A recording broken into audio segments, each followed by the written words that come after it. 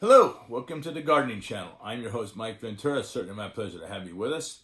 So on this program, we're going to talk about managing powdery mildew in the rose garden. And before we get going on the powdery mildew, something I want to kind of clear up in that, a lot of folks may talk about the garden, they talk about just the vegetable garden. Well, there's a vegetable garden, you can have a shade garden, you can have a tropical garden, obviously a rose garden. So there's a lot of different type of gardens that you can have on a landscape.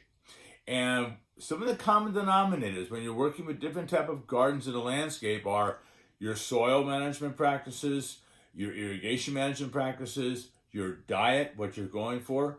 So on this particular program, we're going to talk about managing powdery mildew.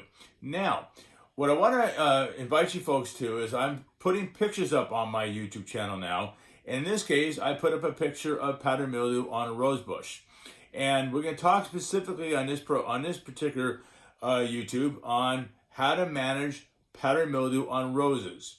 So let's get into it. Roses are a full sun environment plant. And what that means is they want uninterrupted sunlight for at least 8 hours a day, and a southern exposure is fine. You want to keep the leaves dry on the rose bush. Powdery mildew is a fungi, and being a fungi, obviously it produces spores. So if you have overhead irrigation and it's hitting the leaves of the plant, you're going to be blowing those spores all over the rose garden. And that's not what you want to do. You want to keep the leaves dry.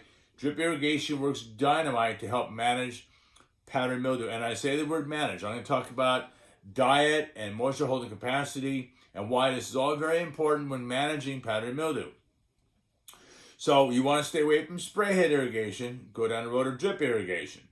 Also, you want to know what drives powdery mildew. Powdery mildew is driven when we have the conditions they call it May, gray, and June gloom.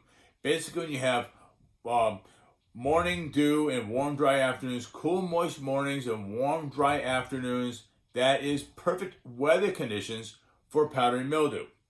Also, in the rose garden, you want to space the roses at least 3 feet apart. You have to keep in mind how big the roses are going to get, whether they be the hybrid tea roses, miniatures. You still want to have very good airflow because you want to keep that airflow going through. The fungi doesn't like that, whereas dry, it wants to be where there's a lot of contained moisture in the area in the rose garden, and that gives it a very good opportunity to start getting going, attacking the plant.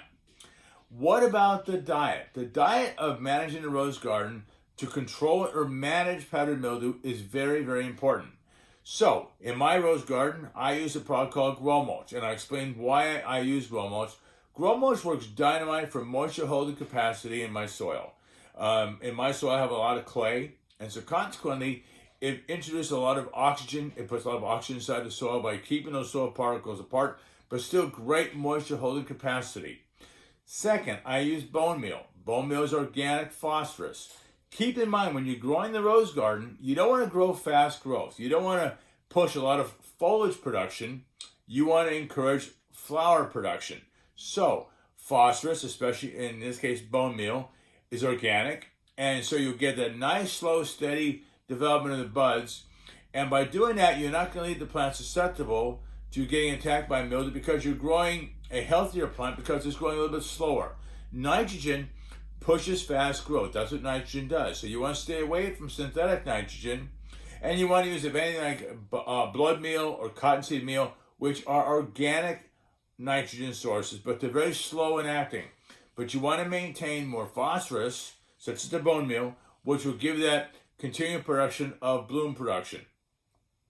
Also, we talked about on the irrigation, stay away from spray head irrigation, because by wetting the foliage down, you're going to be pushing those spores throughout the rose garden. That's what you don't want to do. Also, it's a good idea to use gypsum. Once again, you'll notice on my YouTube, I posted a picture of the gypsum. Gypsum is very, very compatible with grow mulch, and it's also very compatible with bone meal.